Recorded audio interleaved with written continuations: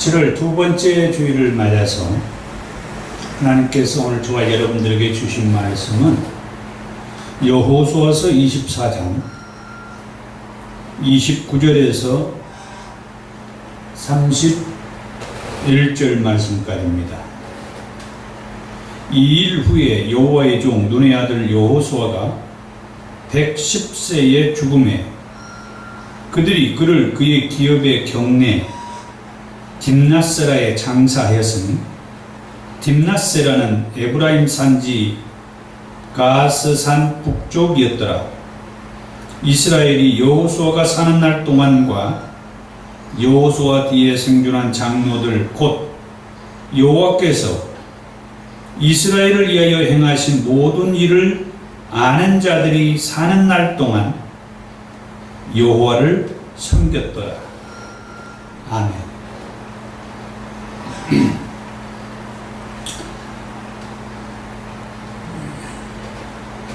폭염과 또 장맛비가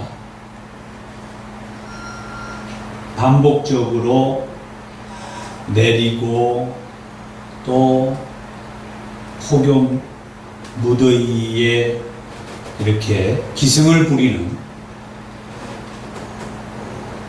이 7월 두 번째 주일에 그래도 우리는 하나님 앞에 예배를 드리기 위해서 이렇게 모이게 된 것을 감사합니다. 오늘은 여호수아서의 말씀을 통해서 하나님께서 이 여호수아를 통하여 어떻게 역사하셨으며 오늘 저와 여러분들에게는 이 여호수아서의 말씀을 통하여 어떤 믿음의 삶을 공유하면서 살아가야 할 것인지,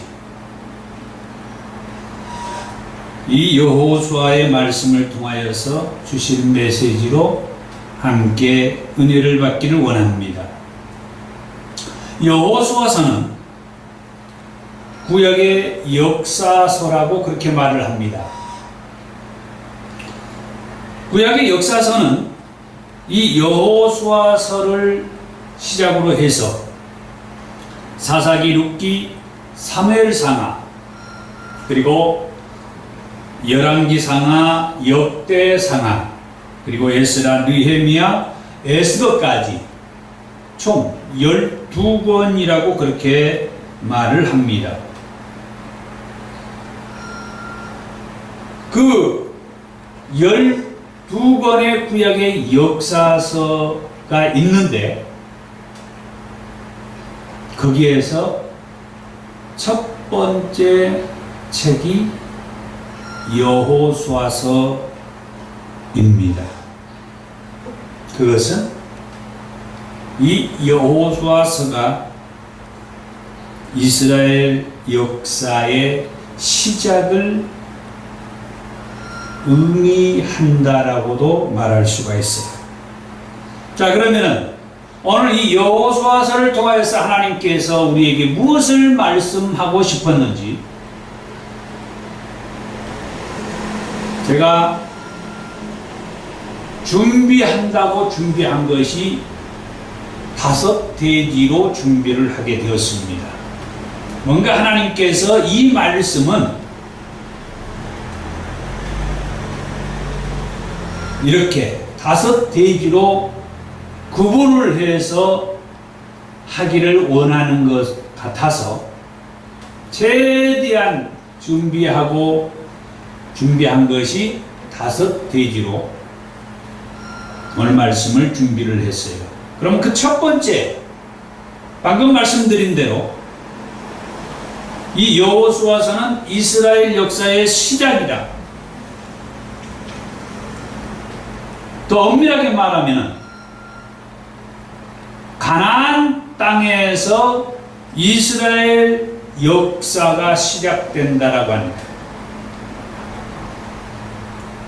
그러니까 이 여호수아서 이전에 모세 오경도 이스라엘의 역사 책이라고 하는 거예요. 그런데 왜 여호수아서를 이스라엘의 역사의 시작이라고 그렇게 말을 하느냐? 엄밀하게 말하면은 이 여호수아서에서 말하는 이스라엘 역사의 시작은 가나안 땅에서의 이스라엘 역사의 시작을 말한다고 하는 거예요.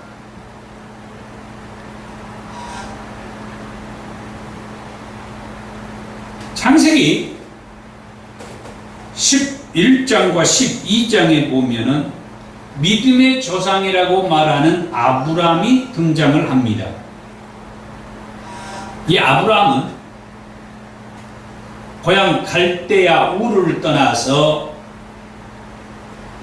가나안 땅에 가고자 하란에 잠시 머물어요.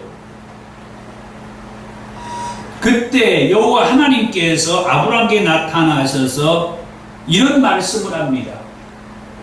너는 너의 본토, 친척, 아버지의 집을 떠나서 내가 너에게 보여줄 땅으로 가거라. 내가 너로 큰 민족을 이루고 너에게 복을 주어 내 이름을 창대하게 하리니 너는 복이 될지라.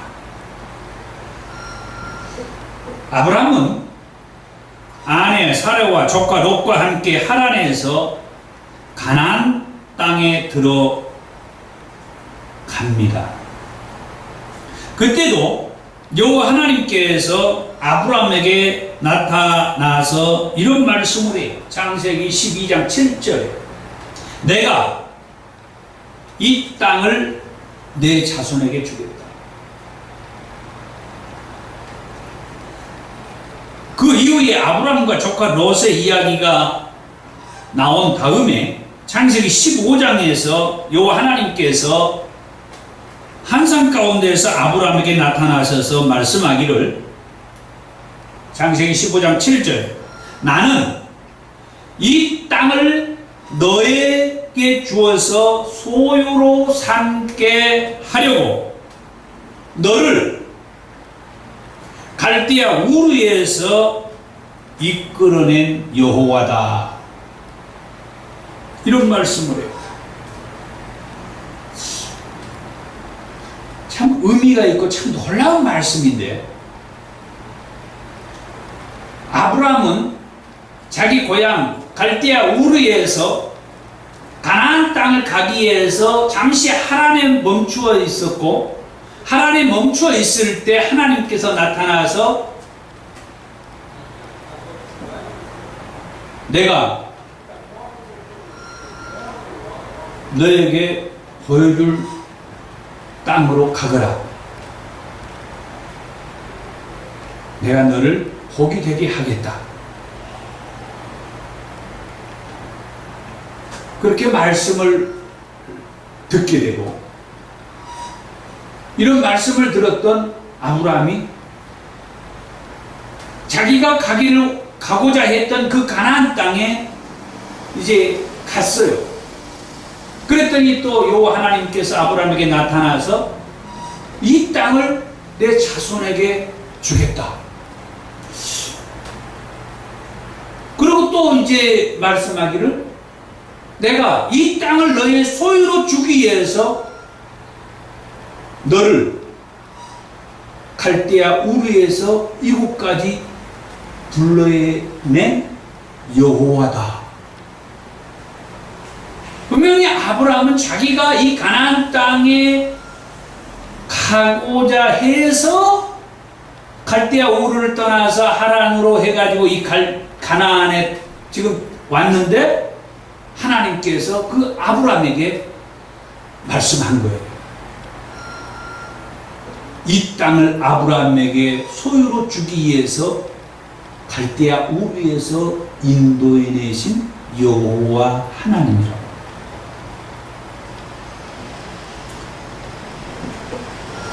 그래서 이 말씀을 들었던 아브라함이 하나님 앞에 묻습니다. 내게 이 땅을 소유로 주기 위해서 나를 갈대아 우르에서 이곳까지 인도해 내셨다라고 했는데, 내가 이 땅을 소유로 받을 것을 무엇으로 알 수 있습니까? 하고 하나님께 물어요. 그랬더니 여호와 하나님께서 아브라함에게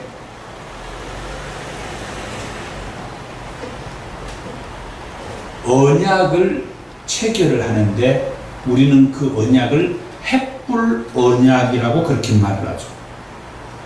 그래서 이 헷불 언약을 통해서 하나님께서 이 땅을 아브라함에게 주겠다라고 하는 그 약속을 이렇게 맺는 것이죠. 여호와 하나님께서는 이 헷불 언약을 지키기 위해서 애굽에서 종살이를 하던 이스라엘 백성들을 홍해를 건너서 광야 생활을 하게 한 다음에 아브라함에게 약속하고 이삭에게 약속하며 야곱에게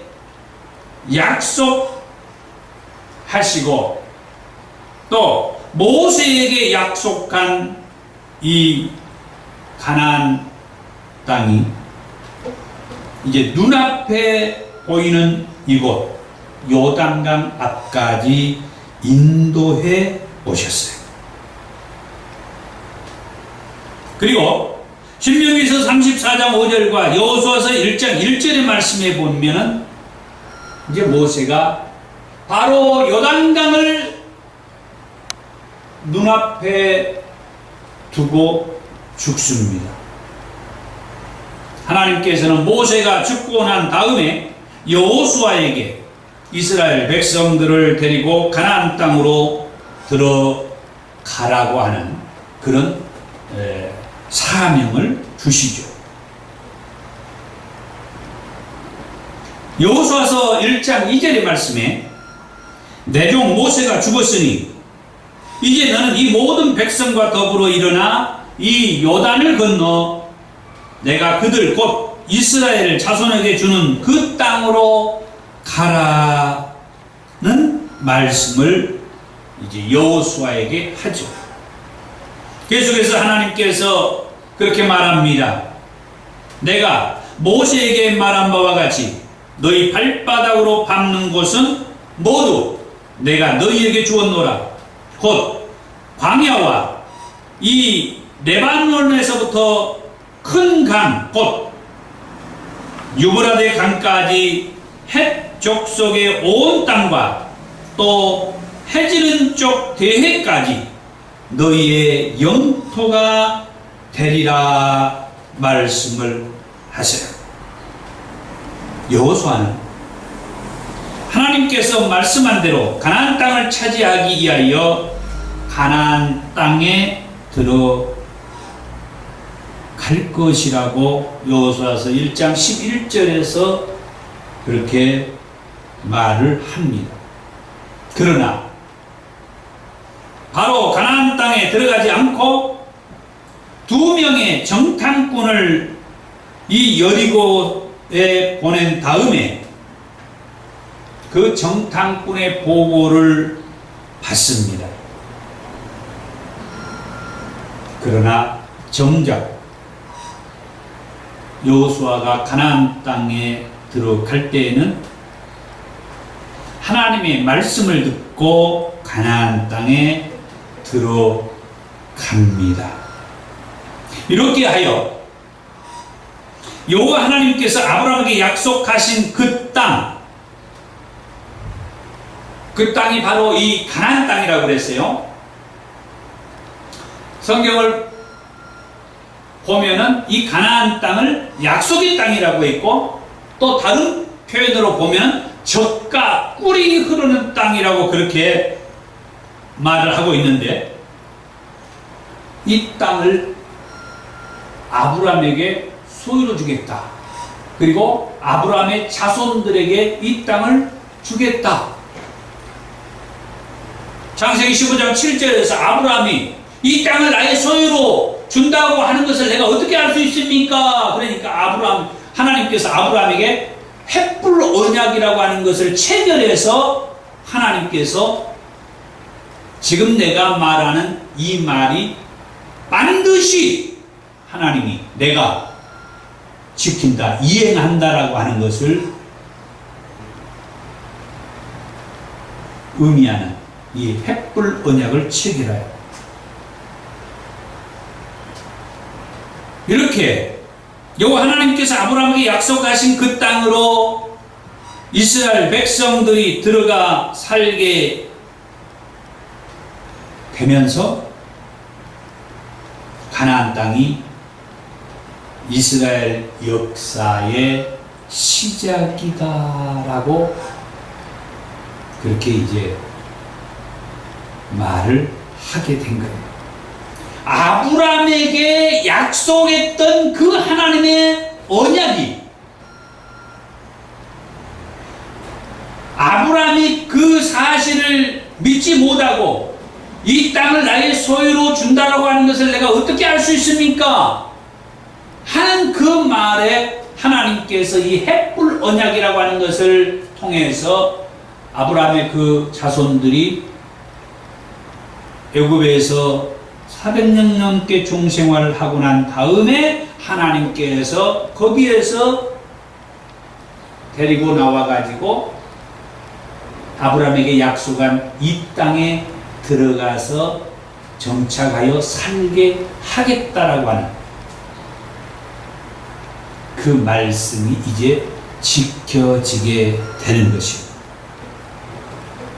두 번째로 이 여호수아서의 말씀은 여호와 하나님께서 여호수아를 중심으로 해서 이 가나안 땅에 들어가 가지고 거기에서 정착하여 자리를 잡고 살게 하는 것이 하나님의 목적이었는데 지금 이미 거기에서 살고 있는 수많은 나라 사람들이 있어요. 그런데 하나님은 이 땅을 아브라함에게 소유로 주겠다라고 말씀을 했고 이제 여호수아를 통하여서 이스라엘 백성들이 이 땅에 이제 믿음으로 들어가는 것을 하나님이 인도하면서 아브라함의 소유가 되고 아브라함의 그 자손들이 이 땅에서 정착하여 살 수 있도록 하기 위해서 먼저 백성들 앞서 여호와 하나님께서 이 땅에 들어가셨다. 이스라엘 백성들 앞서서 하나님께서 이 가나안 땅에 먼저 들어 이스라엘 백성들 앞서서 가시는 하나님, 그것은 요단강을 건널 때부터 여호와 하나님께서 이스라엘 백성들 앞서서 가셨다고.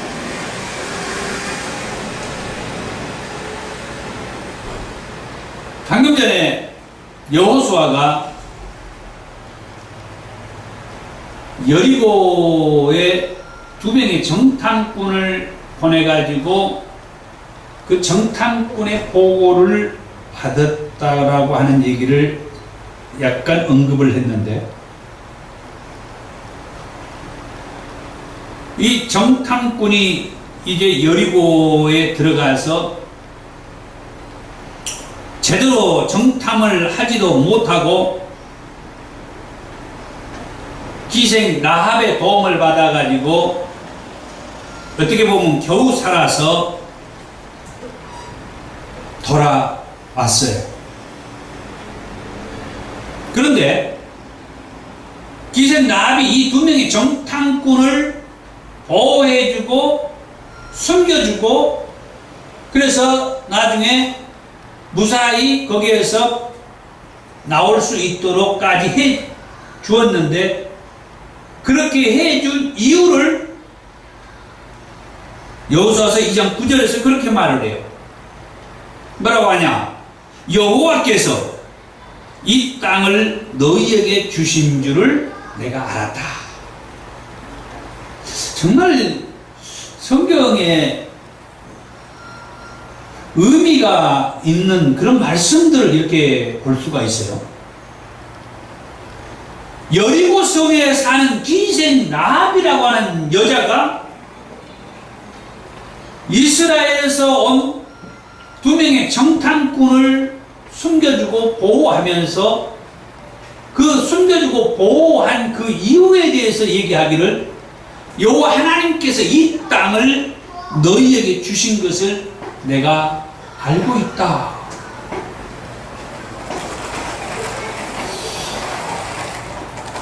미래를 내다보고 있는, 앞으로 되어질 것을 내다보고 있는 그런 여인처럼 느껴지죠. 그것도 하나님께서 하실 일을 미리서 내다본다는 것은 정말 중요하고 필요하고 의미가 있는 거예요. 그런 덕에 이 기생 라합과 그 가족들은 나중에 이 정탐꾼을 숨겨주고 보호하고 또 하나님께서 이 땅을 너희에게 주신 줄을 알고 있다라고 하는 그런 그 믿음, 그런 사상이 이스라엘이 이 여리고성을 무너뜨리고 공격할 때 이 기생 라합과 그 가족들도 같이 구원을 받게 되었어요. 이 기생 라합은 계속해서 이런 얘기를 합니다.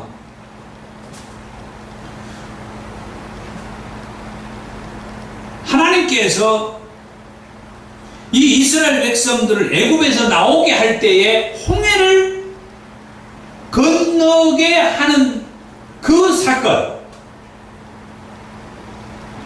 그리고 이 요단강을 건너오기 전에 모세를 중심으로 저 요단 저쪽에 있는 아모리 사람의 두 왕 시온과 옥에게 행한 그 소식을 이렇게 들어서 다 알고 있다라고 그렇게 말합니다.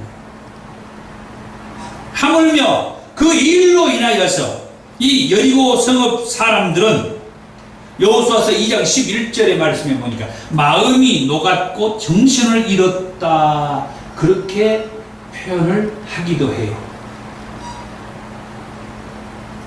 하나님께서 하시는 그 일이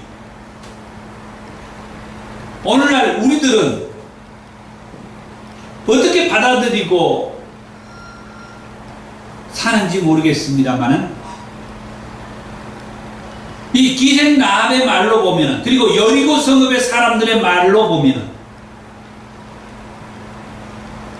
엄청 놀라운 일을 하나님께서 하시고 계셨다라고 하는 것을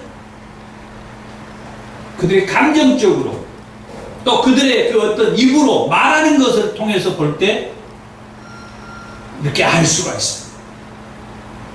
그래서 저희들도 이런 하나님을 믿고 있다라고 하는 그런 어떤 자부심과 그런 어떤 자긍심을 가지고 더 확고한 믿음으로 신앙생활을 하기를 원합니다.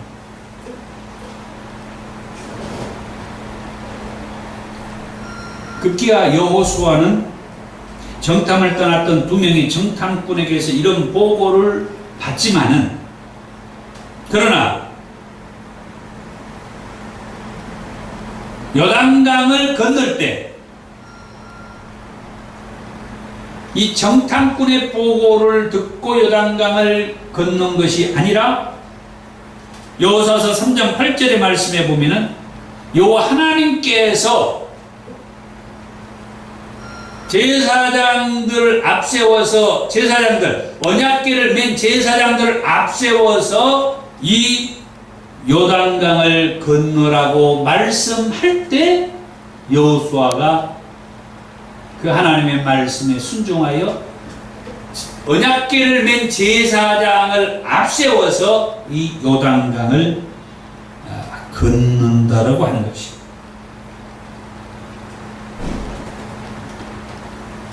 그리고 하나님께서는 어떤 일들을 할 때 항상 대충 하는 일이 없더라고요. 언약궤를 맨 제사장들이 먼저 이 요단강에 발을 내딛게 하고, 그랬더니 모세를 통하여서 애굽에서 나올 때에 홍해를 갈라주신 하나님께서 이 요단강 물도 다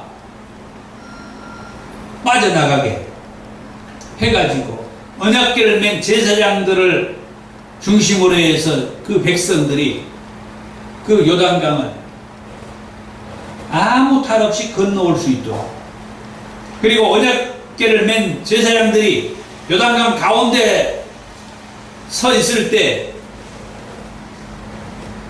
백성들은 다 건너가고, 그리고 각 지파에서 한 명씩 따로 뽑아가지고 그 요단강 가운데에서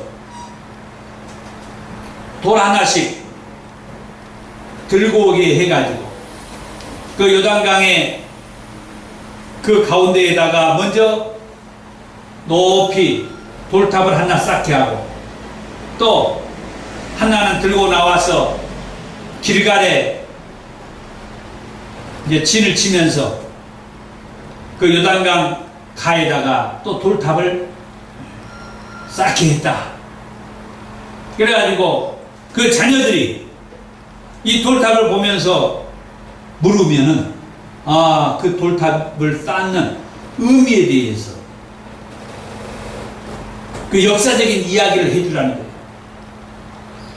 여호와 하나님께서 우리 선조들을 저 애굽에서 우리를 이렇게 이끌어가지고 이 약속의 땅 가나안 땅을 우리의 소유로 주기 위해서 이렇게 인도해 오다가 홍해를 건너고 또 이 요단강을 건너는데, 이 요단강을 건널 때 저 강 한가운데에 이 돌탑을 쌓고 또 이 요단강 가에다가 이 돌탑을 쌓게 해서 여호와 하나님께서 우리 백성의 하나님이시고 우리를 이곳까지 이렇게 인도해 주셨으며 이곳에 우리의 소유로 삼게 하겠다고 해서 그 약속의 말씀대로 우리를 이곳까지 들어가서 살게 해 주신 그 사건을 기억하고 기념하고 되새기는 그런 일을 위해서 그 돌탑을 쌓게 했다라고 말을 해요.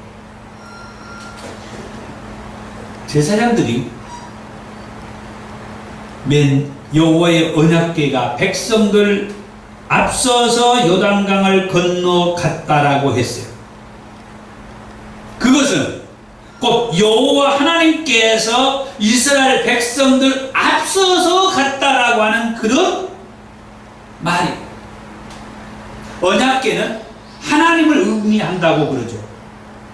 그러니까 요단강을 건널 때 언약궤를 맨 제사장들이 가장 먼저 그 요단강에 발을 내딛고 갔다라고 하는 것은 여호와 하나님께서 이 백성들 앞서서 요단강을 건너가지고 약속하신 이 가나안 땅에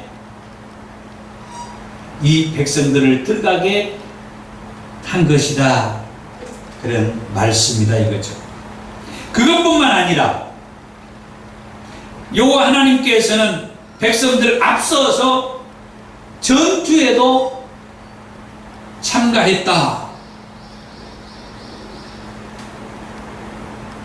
여리고 성과 아이성 전투에서도 여호와 하나님께서 앞서서 참가하셨다, 그런 말씀을 볼 수가 있습니다. 여호와 하나님의 방법으로 여리고성을 무너뜨려요. 그리고 먼저 말했던 기생 나합과 그 집에 사는 사람들도 모두 살려주셨어요. 그 여세를 몰아서 아이성 전투도 가볍게 참가했다가 36명을 잃고 도망 나오는 일이 있어요. 여호수아서 7장 4절. 그러니까 여호수아가 아이성 전투의 실패의 원인을 알아보게 되는데 그 결과 여호와께 온전히 바친 물건을 가져간 아간 때문이라고 하는 것을 알게 돼요. 백성들이 아간을 한가운데 모아놓고 돌을 던져 결국 돌에 맞아 아간이 죽습니다. 아간이 죽은 그곳을 여호수아서 7장 26절에서는 아골골짝이라고 그렇게 말을 했어요. 아간이 죽고 난 다음에 여호와 하나님께서 여호수아에게 이제 아이성 공략 비법을 말씀해 주죠. 여호수아는 여호와 하나님께서 알려준 대로 아이성을 쳐들어 갔을 때 아이성 전투에서 승리합니다. 이 말씀에서 여리고성을 무너뜨릴 때에 제사장들이 언약궤를 메고 여리고성을 돌았으며 아이성과 전투할 때에도 여호와 하나님께서는 여호수아서 8장 5절에 나와 나를 따르는 모든 백성은 다 성읍으로 가까이 갈 것이다, 이런 말씀을 하는데, 이 말씀에서 나와 나를 따르는 모든 백성, 나는 여기에서 여호와 하나님, 그러니까 여호와 하나님께서 이번에 아이성 전투에서 직접 나서서 참가하셨다. 그리고 나를 따르는 백성들하고 같이 그 전투에 나아갔다는 것입니다. 이런 말씀처럼 여호와 하나님께서 앞서 가셨다는 사실을 알 수가 있습니다. 그 외에도 기브온 주변 5성과 아모리의 모든 왕과 북방왕을 취할 때에도 여호와 하나님께서 앞서 가셨다. 여리고 성이 무너지고 아이성이 이제 공략당했다는 소식을 들은 기브온 주민들이 이스라엘과 화친을 맺어요. 다시 말해서 싸우지 않고 이스라엘에게 이제 이렇게 내준 것이 공생, 살기 위해서. 그런데 이 기브온이 이스라엘과 화친을 맺었다는 이 소식을 들었던 그 주변의 5나라 왕들이 기브온을 이제 쳐들어옵니다. 그때에 여호수아가 기브온을 도와가지고 그 기브온 주변 5나라 왕과 싸우게 되는데, 여호와 하나님께서 하늘에서 큰 우박덩이를 내려서 이 기브온 주변의 5나라들을 다 멸시켜요. 죽게 하는 거죠. 그 기브온 주변의 5나라는 예루살렘과 헤브론과 야르뭇과 라기스와 에글론이라고 그래요.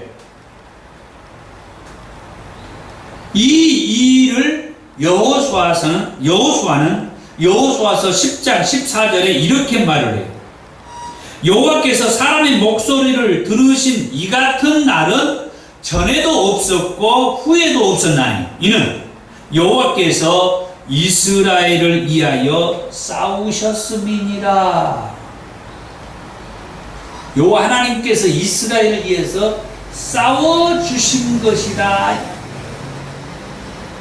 그 후로 여호수아서 10장 32절에서 39절에서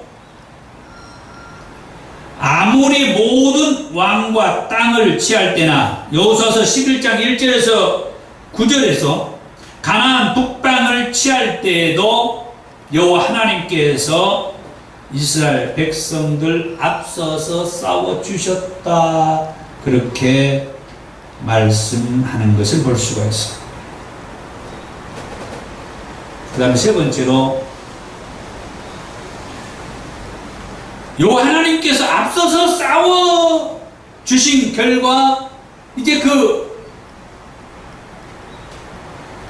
땅을 이제 많이 점령을 이제 하게 되고 하는데 그 점령한 땅과 거기에 있는 물건을 여호수아가 여호와 하나님 앞에 이제 바치게 됩니다. 점령한 땅과 그 물건을 여호와 하나님 앞에 바치는 여호수아를 보게 돼요. 모세가 정복한 그 땅과 그 왕은 요단강을 건너오기 전에 아모리 족속의 시온 왕과 바산의 옥이라는 왕이었어요. 그런데 본격적으로 여호수아가 이제 정복한 왕은 여호수아서 12장 9절에서 24절에서 말하는 대로 31나라의 왕들입니다. 이름이 낯설지만은 한번 제가 읽어드릴게요. 맨 처음에 여리고죠. 그 다음에 베델 곁에 아이라고 하는 그 아이성이고, 그리고 기브온 주변에 그 5나라 예루살렘, 헤브론, 야르못, 라기스, 에글론, 그리고 이제 생소한 이름들이 나오는데 게셀, 드빌, 게델, 호르마, 아랏, 림나, 아둘람, 막게다, 베델, 답부아, 헤벨, 아베, 나사론, 마돈, 하솔, 시므론, 무론, 악삽, 다낙, 무깃도, 게데스, 갈멜의 영라, 돌의 높은 곳의 돌, 길갈의 고임, 그리고 마지막에는 디르사 왕이다 그랬어요. 이렇게 여호수아가 가나안의 31나라들을 이제 다 정복을 했다라고 그렇게 말하죠. 자, 그런데 여호수아가 이스라엘이 점령한 그 땅과 물건을 여호와 하나님 앞에 바쳤다. 여호수아서 6장 17절에. 그리고 그 외에도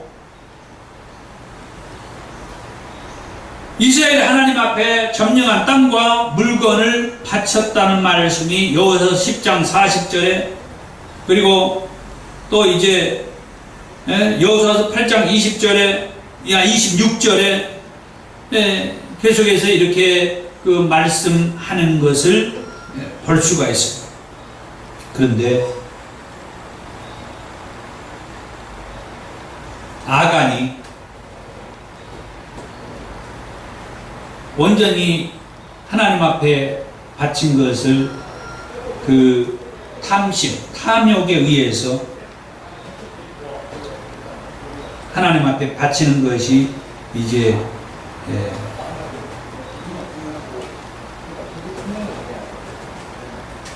하나님으로부터 이제 그것이 범죄라고 하는 것을 알게 되면서 나중에 여호수아가 하나님 앞에 그 모든 것들을 이제 그 바치게 되는 그런 것들을 말씀하고 있어요. 아모리의 5 왕들을 진멸하고 그 성읍 또한 여호와 하나님 앞에 바쳤다라고 여호수아서 10장 28절에서 말씀하고, 그 외에도 에글론과 헤브론과 드빌과 하솔과 마돈, 시므론, 악사, 그리고 동쪽과 서쪽의 가나안 족속, 아모리 족속, 헷 족속, 브리스 족속, 여부스 족속, 히 족속 등등 그 모든 성읍을 쳐서 그 중에 모든 사람을 진멸한 다음에 그 땅과 그 물건을 여호와 하나님 앞에 바쳤다라고 말씀을 하죠. 그렇게 하여 여호수아가 취한 지역을 여호와 하나님 앞에 다 바쳤어요. 여호수아서 11장 16절에서 17절에 여호수아가 이같이 그 온 땅 곧 산지와 온 네겝과 고센 온 땅과 평지와 아라바와 이스라엘 산지와 평지를 점령하였으니 곧 세일로 올라가는 한락산에서부터 헤르몬 산 아래 레바논 골짜기의 발갓까지라. 여호수아서 11장 21절에 그때에 여호수아가 가서 산지와 헤브론과 드빌과 아낙과 유다 온 산지와 이스라엘의 온 산지에서 아낙 사람들을 멸절하고 그가 또 그들의 성읍들을 진멸하여 바쳤다라고 말씀을 해요.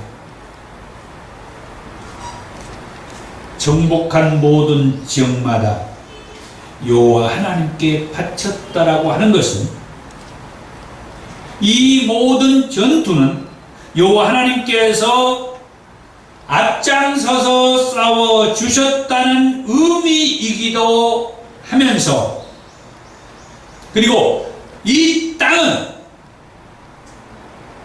여호와 하나님의 땅이라는 그런 의미가 있어요. 또 한 가지를 의미를 덧붙인다면 여호와 하나님께서 아브라함에게 이 땅을 너의 소유로 주겠다, 이 땅을 너의 자손에게 주겠다라고 말씀하면서 헷불 언약을 취하셨던 그 하나님께서 그 헷불 언약을 이행하는 것으로 여호수아가 이해를 하고 받아들여서 그 땅을 하나님 앞에 바친 격이라 하는 말씀입니다. 그 다음 4번째로, 그 당시 아직 정복하지 못한 지역을 포함해서 가나안 땅을 이제 분배하게 됩니다. 여호수아서 13장 2절에서 6절의 말씀에서 여호수아가 아직 정복하지 못한 지역이 있었다고 말씀을 해요. 하나님께서는 여호수아에게 그 땅도 이스라엘에게 분배하라고 말씀을 해요. 아직 그 땅을 점령하지 못했는데 하나님은 여호수아에게 그 점령하지 못한 그 땅도 다 포함을 해서 백성들에게 땅을 분배해 줘라 이 말이에요. 그 말은 뭔 말이요?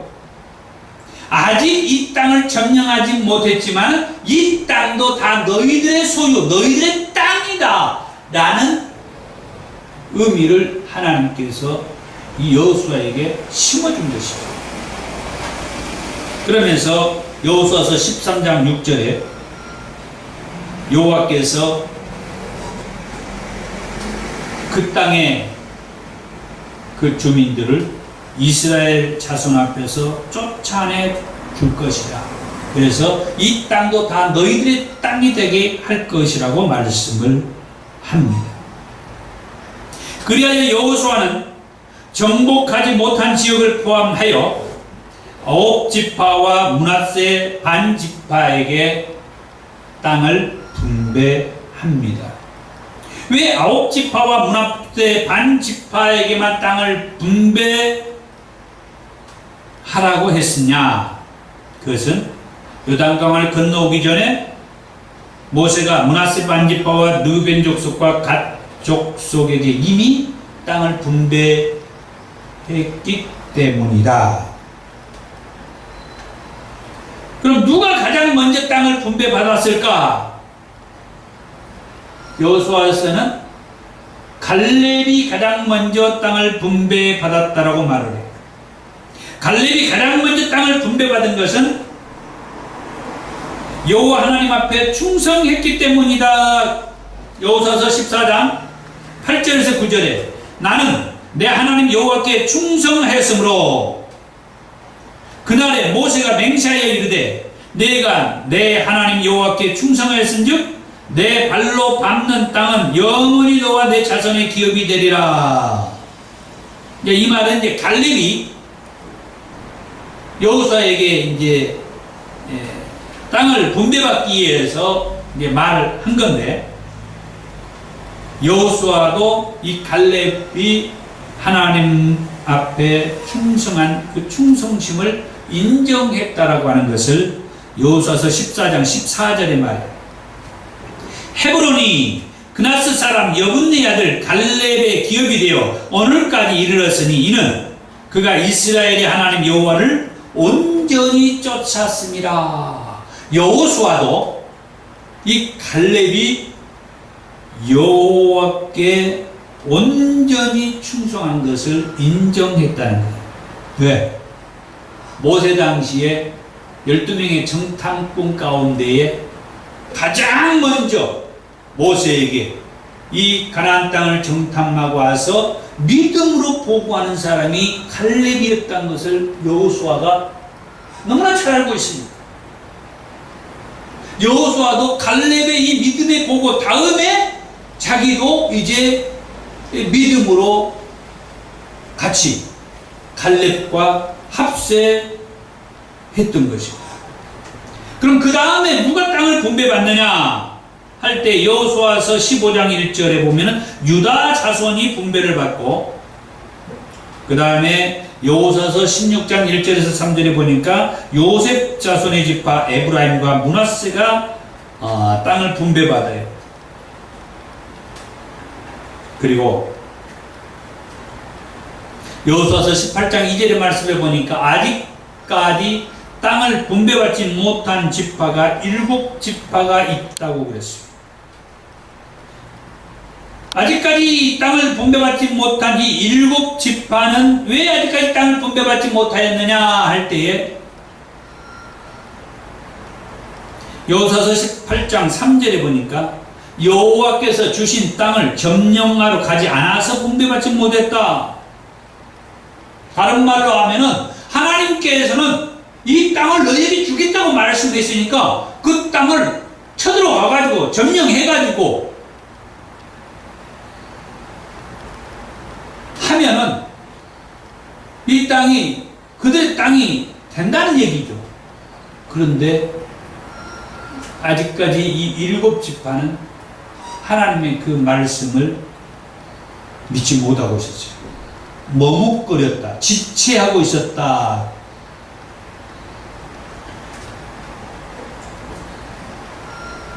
오늘날 예수님을 믿는 저와 여러분들도 아직도 수많은 사람들이 예수를 믿는다고 해서 죄에서 사함받고 구원을 받느냐 하는데 회의를 가지고 있는 분들이 있어요. 예수님은 이미 십자가상에서 피를 흘리심으로 저와 여러분들의 모든 죄값을 다 지불해 주셨어요. 그래서 이제 그 예수를 믿는 자들은 죄에서 자유함을 누릴 수 있다고 그랬어요. 그래서 3일 만에 다시 부활하신 예수를 믿는 자들은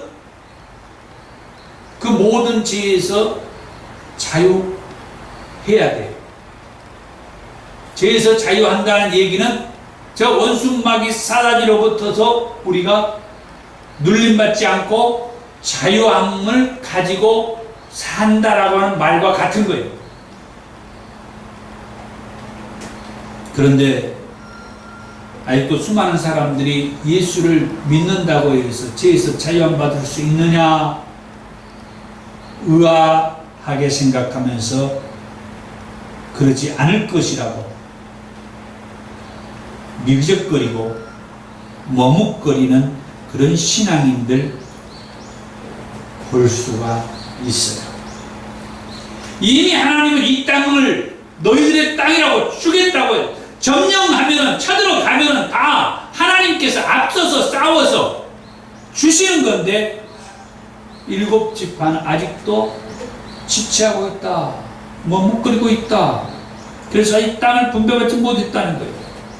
그래서 여호수아가 그 7지파에 각 지파에서 3명씩 선정해 가지고 보내라. 그리고 21명을 보내가지고 그 지역을 보게 한 다음에 거기에서 지도를 그려가지고 오라. 그러면 내가 하나님 앞에서 제비를 뽑아가지고 너희들의 땅을 분배해 주겠다. 이렇게 해서 전 지파가 땅을 분배받게 되고 맨 마지막에는 이제 여호수아가 자신의 기업을 받고 이 분배가 끝나게 됩니다. 그리고 이제 5번째로 여호수아가 죽는다고 하는 말씀이 이 여호수아서에 나오죠. 여호수아가 죽는데 여호수아가 죽기 전에 먼저 당부를 합니다. 이스라엘의 장로들과 수령들과 재판장들과 관리들을 불러다가 그들에게 말해요. 너희 하나님 여호와께서 너희를 위하여 이 모든 나라에 행하신 일을 너희가 다 보았다. 너희 하나님 여호와가 너희 앞에서 그들을 쫓아내 주셨고 너희 하나님 여호와께서 너희에게 말씀하신 대로 너희가 그 땅을 차지할 것이다. 그러면서 이제 당부를 하기를 힘써서 모세의 율법책에 기록된 것을 다 지켜 행하라. 그것을 떠나 우로나 좌우로나 치우치지 말아라. 그리고 너희 중에 남아있는 이 민족들 중에 들어가지 말고 그들의 신의 이름을 부르지도 말며 그들을 가리켜 맹세하지도 말고 그것을 섬겨서 그들에게 절하지 말라. 그러면서 말합니다. 오직 너희 하나님 여호와께 가까이 하기를 오늘까지 행한 것 같이 하라. 그러므로 스스로 조심하여 너희 하나님 여호와를 사랑하라. 너희가 만일 돌아서서 너희 중에 남아있는 이 민족들을 가까이 하여 그들과 더불어 혼인하며 서로 왕래하면 확실히 알라. 너희의 하나님 여호와께서 이 민족들을 너희 목전에서 다시는 쫓아내지 아니하시리니 그들이 너희에게 올무가 되며 덫이 되며 너희의 옆구리에 채찍이 되며 너희의 눈에 가시가 되어서 너희가 마침내 너희의 하나님 여호와께서 너희에게 주신 이 땅에서 멸하게 될 것이다.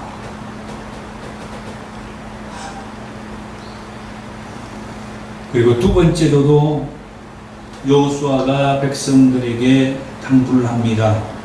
이스라엘 장로들과 수령들과 재판장들과 관리들을 세겜에 모아놓고 지난날 하나님께서 행해 주신 그 일들을 회상하면서 당부하기를 여호수아서 24장 15절에 나와 내 집은 여호와를 섬기겠다. 그러면서 말할 때에 백성들도 우리가 결단코 여호와를 버리고 다른 신을 섬기지 않겠다라고 대답을 해요. 계속해서 여호수아서 24장 20절에 여호수아가 만일 너희가 여호와를 버리고 이방신들을 섬기면 너희에게 복을 내리신 후에라도 돌이켜 너희에게 재앙을 내리시고 너희를 멸하시리라. 그랬더니 백성들이 여호수아에게 대답하기를 우리가 여호와를 섬기겠다. 계속해서 여호수아가 또 백성들에게 당부합니다.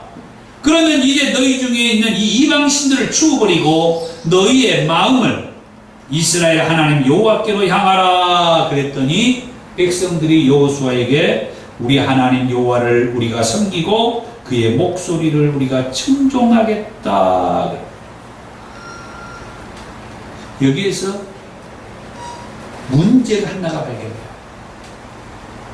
여호수아가 너희 중에 있는 이방신들을 치워버리고 여호와 하나님께 마음을 향하라 그랬는데 백성들은 이방신들을 치우겠다고 하는 얘기를 빠뜨려 버렸어요.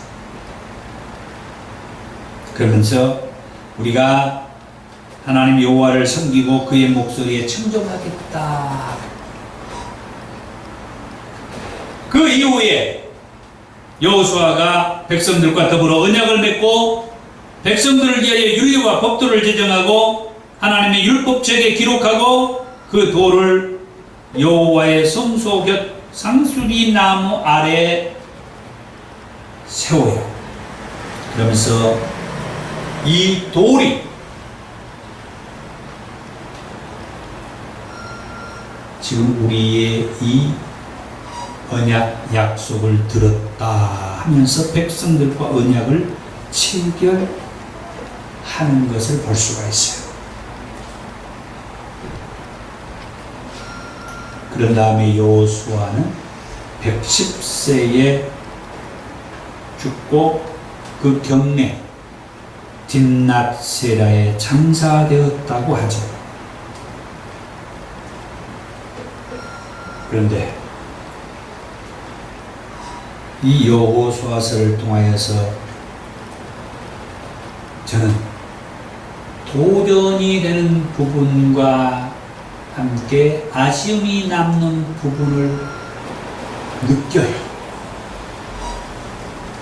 이 여호수아를 통하여서 도전이 되는 부분은 믿음으로 시작해서 믿음으로 끝난다라고 하는 거예요. 그게 저에게는 상당히 도전을 줘요. 하물며 찬송가도 그런 찬송이 있잖아요. 여호수아 본받아 앞으로 가자. 여호수아를 본받아서 믿음으로 가자.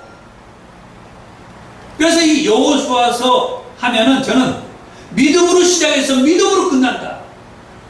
요단강을 건널 때 언약궤를 맨 제사장들이 믿음으로 그 요단강에 발을 내딛고 여호수아가 죽음을 앞두고 그 백성들을 불러 모아놓고 나와 내 집은 여호와를 섬기겠다 하면서 그 백성들이 고백하는 것을 들어볼 때 우리도 여호와를 섬기겠습니다. 여호와의 말에 청종하겠습니다.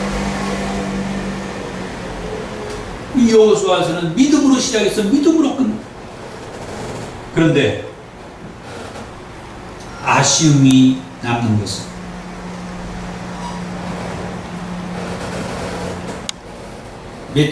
몇년에 그 초막절이 되면은 율법을 낭독하겠다고 모세가 이스라엘 백성들에게 얘기를 하죠. 신명기서 31장 10절에서 13절. 그런데 여호수아서 8장 34절과 35절에서 율법책을 낭독하기는 했지만 그 뒤로 율법책을 낭독했다는 말씀을 찾아볼 수가 없습니다.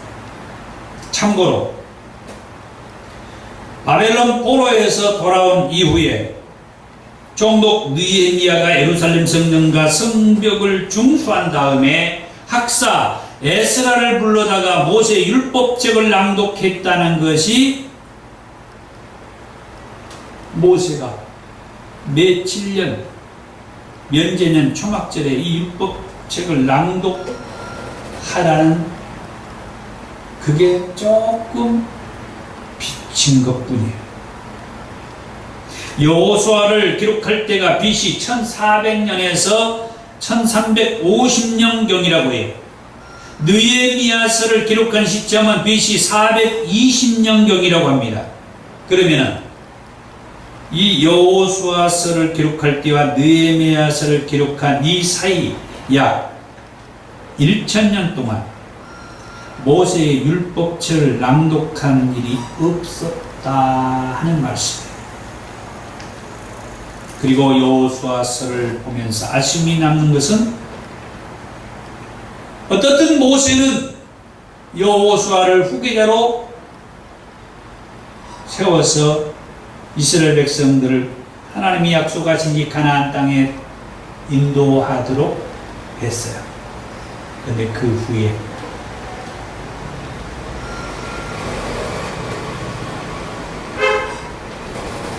자기는 또 다른 후계자를 세워놓지 못하고 죽었다라고 하는 것이. 그러다 보니까 여호수아서 24장 31절에 이런 말씀을 볼 수가 있어요. 여호수아가 사는 날 동안과 여호수아 뒤에 생존한 장로들 곧 여호와께서 이스라엘을 위하여 행하신 모든 일을 아는 자들이 사는 날 동안 여호와를 섬겼더라. 이 한마디 성경 구절에 여호수아가 죽고 난 이후에 이스라엘 백성들의 삶과 그 모습을 읽어볼 수가 있는 거죠. 여호수아가 죽기 전에 4차례나 그 장로들과 그 관리들을 불러다가 당부하고 해왔던 것. 여호수아가 죽고 여호수아와 함께 살았던 장로들이 살아있을 때까지만 이 백성들이 여호와를 섬겼더라. 제가 그렇게 말한 것은 이 다음에 말하는 사사기서를 보면은 더 분명하게 이 말씀을 이해하게 됩니다. 자, 오늘 이 여호수아서를 이제 마칩니다.